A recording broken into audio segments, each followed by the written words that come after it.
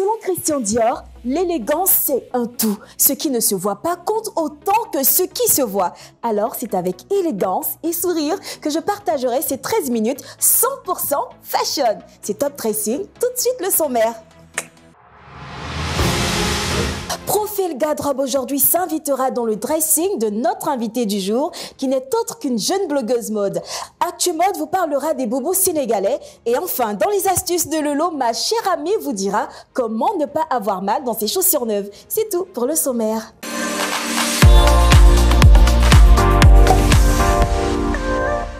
Elle a tracé sa propre route vers une mode plus libre, plus diversifiée. Aujourd'hui, pour Profil Garde-robe, je vous envoie sur une avenue, celle de Mademoiselle Fonta Sidibé, connue dans la blogosphère ivoirienne comme Avenue Fonta. Ah oui, la taille de guêpe. Comment vas-tu, Fonta? Super, et toi? Je vais très bien, grâce à Dieu. Alors, j'adore ton corset, franchement. Il fait ressortir ta taille de guêpe. Alors, comment est-ce que je dois t'appeler? Fonta ou Fonta? Alors, c'est une question qui revient tout le temps. Mon prénom, c'est Fonta, avec un A. Après, mon pseudo dans la blogosphère, donc, c'est Fonta. Et donc, dans la vraie vie, maintenant, on m'appelle aussi Fonta. Et je préfère Fonta parce que c'est plus original, ça change. Je ne connais pas deux Fonta, quoi. Donc, je suis la seule Fonta officiellement. C'est très original. Voilà. Dis-nous, d'où vient ta passion pour la mode? Donc, je dirais un peu que c'est quelque chose de naturel parce que depuis toute petite, déjà, j'avais mes petits carnets où je dessinais, enfin, des dessins pas très aboutis. Mais en tout cas, des dessins, en fait, je me disais quand je vais grandir, j'aurai ma marque de vêtements et tout. Donc, c'est un truc qui m'est venu depuis toute petite, en fait. Nous aurons donc le temps de découvrir cette particularité que Avenue Fonta emmène dans le monde et c'est tout de suite dans Profil Garde-robe.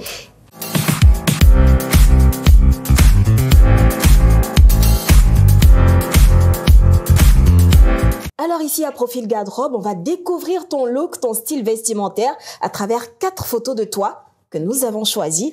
Tu nous les décriras au fur et à mesure. Alors on part pour la première tenue. Oh, alors ça, c'est l'un de mes looks favoris. Ouais, j'adore le haut. Ouais, c'est ça. Tout le monde, beaucoup de personnes ont aimé ce haut. Donc, c'est une tendance qu'on appelle le statement sleeve. Donc, en fait, ce sont les manches qui sont très, très longues, comme tu peux le voir. Et donc, ce genre de haut, lorsque tu mets ce genre de haut, il faut aller avec des accessoires. Donc, après, tu vas aller sur un jeans simple, comme j'ai fait, avec des talons transparents. Comme ça, en fait, toute l'attention est axée sur le haut. Ou bien avec une jupe ou un short. Effectivement. Voilà. Et la couleur aussi qui donne du peps à la tenue. C'est ça. Très bien. Deuxième tenue. Ah oui. Oui. On revoit notre taille de guêpe là. C'est ça. Alors encore, vous voyez que ce haut, c'est encore un haut à manches évasées. J'aime beaucoup les hauts crop top à manches évasées. Donc avec un pantalon basique. Et ici, la pièce maîtresse, c'est encore le haut imprimé en wax. Et donc, on va associer ça avec un sac orange qui va venir relever en fait la couleur du haut vert. Donc, il ne faut pas avoir peur en fait de mixer les couleurs de temps en temps. Et puis, effectivement. Voilà. On y va pour la troisième tenue. Ah oui. Oui. Alors, moi, je suis une grosse fan de jeans. Alors, donc, j'aime bien la couleur, j'aime bien la texture. Et je trouve que les jeans se marient bien avec le blanc. Donc, lorsque tu veux mettre un pantalon ou une jupe en jeans, c'est bien de mettre un haut en blanc. Et pour casser un peu tout ce minimalisme-là, c'est bien de mettre une pièce de couleur flash, quoi, comme mes chaussures. Comme les chaussures. Voilà, qui sont en vert fluo, voilà, qui a été une couleur très, très tendance pendant ces vacances. Donc voilà, c'est pas too much et toute attention est dirigée vers les chaussures. Donc c'est très important de ne pas mettre 2 pièces maîtresses dans une tenue parce qu'après ça prête à confusion. Ça. Et puis voilà, on accessoirise et puis on agrémente avec ça. Très bien. On va pour la 4e et dernière tenue. Ah oui. Ah ça change carrément des autres looks. Rien à voir. Alors, cette tenue, c'était pour le bal de mon université. Mais là, tu n'as pas de pochette ou de sac? Si, j'avais une pochette, enfin, pas sur la photo, pardon, mais j'avais une pochette noire, un peu brillante, mais voilà, simple. Est-ce que ça n'étouffait pas un peu la tenue noire? Non, pas du tout, parce qu'elle était toute petite, on voyait, elle se fondait carrément quoi, dans la tenue. Et puis là, on ne voit pas bien, mais ce sont des manches transparentes, assez bouffantes aussi. Couleur chair et tout. Voilà. D'accord. Je crois que Avenue Fonta, ou bien Fontano, on va t'appeler à top dressing, Fonta, aime beaucoup le noir. Oui, c'est ma couleur préférée. Et puis, le noir, c'est une des plus belles couleurs. Enfin, d'autres diront que c'est pas une couleur, mais bon, bref, ça, c'est un autre débat. Mais ouais, c'est une très belle couleur qui fait classe, qui passe partout, qui est facile à porter et qui fait classe, en fait. Donc, j'adore, c'est ma couleur préférée. D'accord, merci beaucoup pour Profil Garde-robe, c'est fini. Eh bien, on a pris plaisir à revoir tes looks. En tout cas, on a adoré la dernière robe. Franchement, elle était top et elle est allée comme un gant. Merci. Alors, tu restes avec moi. Pas de souci. Je sais que tu aimes les boubous. Oui, est-ce que tu en portes souvent? Oui. Le boubou sénégalais, ça te dit? Pas tous les jours, mais il y a des occasions où il faut sortir le boubou. Ouais. Voilà, tu vas tuer et puis voilà. D'accord, alors tu restes avec moi. On part tout de suite dans ce beau pays qu'est le Sénégal pour découvrir les boubous sénégalais. Mais on reste là, en Côte d'Ivoire. Et c'est tout de suite dans Actu Mode.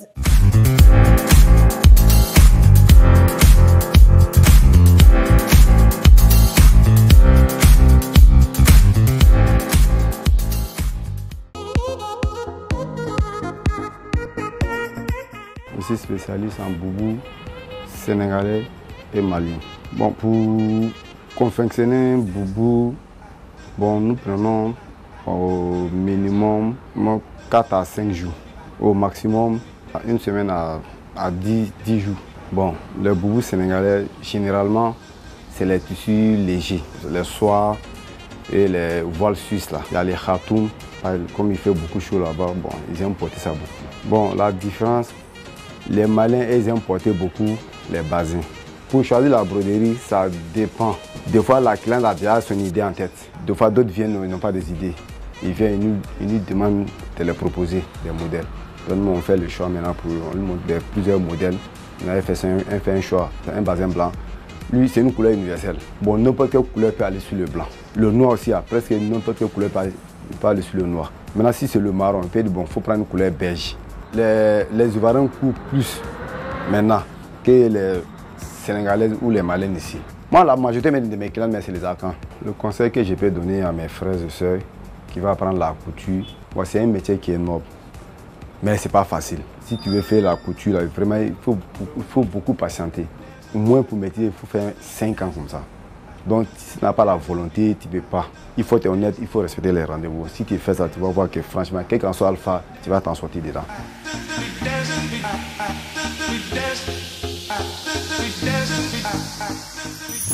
Ah oui, franchement, c'est une pièce maîtresse à avoir dans le dressing de toutes les femmes qui se respectent et qui sont élégantes. C'est clair, c'est la base. Qu'est-ce que t'en penses, toi? Alors moi, je suis une grosse fan de boubou. C'est clair que je ne les mets pas tous les jours.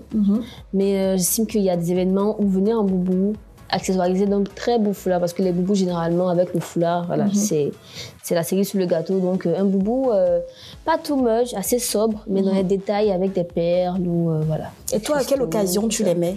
Déjà à un mariage ou peut-être un dîner gala avec le thème qui va avec. Et tu penses que toutes les morphologies peuvent mettre le boubou? Bien sûr, toutes les morphologies peuvent mettre le boubou. C'est vraiment l'un des vêtements qui va à tout le monde. Après, selon la morphologie, on sera accessoirisé.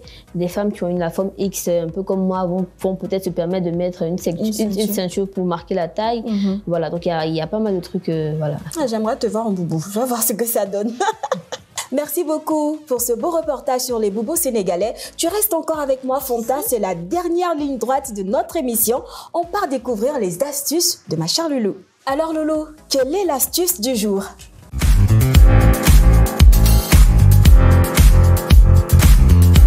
Merci Eliane. Acheter des chaussures, on adore ça. Le problème, c'est que les chaussures neuves ont la réputation de causer des ampoules dès la première heure portée. Encore plus dans les chaussures à talons. Pas de panique. Pour éviter douleurs et grosses ampoules, voici des astuces pour ne plus avoir mal dans ces chaussures neuves. La première astuce, c'est de les porter avec de grosses chaussettes pour que le cuir s'élargisse plus vite. Pour aller plus vite, il existe d'autres techniques très simples. Vous pouvez utiliser un soin assouplissant. Si toutefois vous sentez que vos chaussures tendances sont toujours très étroites, n'hésitez pas à les amener chez un cordonnier qui pourra les élargir un peu. Dernière technique, le congélateur. Et oui, remplissez 2 sachets d'eau et glissez-les dans vos chaussures. Laissez le tout geler durant quelques heures et le tour est joué. L'eau, en gelant, aura légèrement détendu le cuir. Vous voilà prête à porter vos chaussures neuves. C'est tout pour les astuces de Loulou aujourd'hui. À bientôt. Merci Loulou. C'était déjà arrivé une fois d'acheter une chaussure, mais elle te plaisait tellement. C'était pas ton pied, mais tu l'as prise quand même. Alors, vous voyez la paire que j'avais vert fluo, voilà. Alors, c'était une paire en fait qui m'allait parfaitement lorsque je l'ai achetée. Mais lorsque je suis rentrée avec, je devais sortir le soir en question. C'était chaud, tu vois. Mais après, bon, sérénité, tu supportes. Mais je pense qu'avec les astuces de Loulou, je serais avisée pour ne plus souffrir. Sinon, c'est ça. On supportait jusqu'on faisait rien. Et on dit quoi à Loulou? Merci Loulou. Le blog est ta seule activité? Non. Alors, j'ai fait des études de marketing management, bachelor. Et là, en fait, je suis plus dans l'entrepreneuriat. Je me lance dans la création d'une marque de vêtements, Nomade, mon petit bébé. Voilà. Et aussi, en fait, je me lance aussi dans la vente de vêtements hommes, prêts à porter, voilà, avec la boutique Solé Molé. Oui, c'est très original comme nom. C'est très original comme nom. Donc voilà, c'est ce que je fais pour le moment à côté. Voilà. D'accord. Maintenant que nous sommes au terme de notre émission, quels sont tes projets à court ou long terme? Alors, tellement de choses en préparation. Déjà, à court terme, c'est ma marque de vêtements que j'ai lancée. Donc, je veux vraiment me concentrer, la faire grandir encore et encore. Et en même temps, travailler sur la boutique en ligne de prêt-à-porter, spécialement hommes et tout. C'est ce que je fais. Aussi, faire grandir mon blog, ma chaîne YouTube, créer toujours du contenu de qualité pour pour vous qui me suivez. Sur le long terme, ça sera toujours ça, mais bon... En gros, sur le long terme, on va toujours jouer autour de la mode, mais il y a pas mal de projets qui vont sortir au fur et à mesure. Et si vous allez visiter Avenue Fonta, n'oubliez pas de nous retrouver sur la page Facebook de Top Dressing. Vous pouvez avoir toutes les informations sur cette émission, également y laisser commentaires, suggestions ou questions. Quant à moi, je vous dis à bientôt pour un autre numéro. Et retenez ceci, à Top Dressing, l'habit fait toujours le moine. Bye!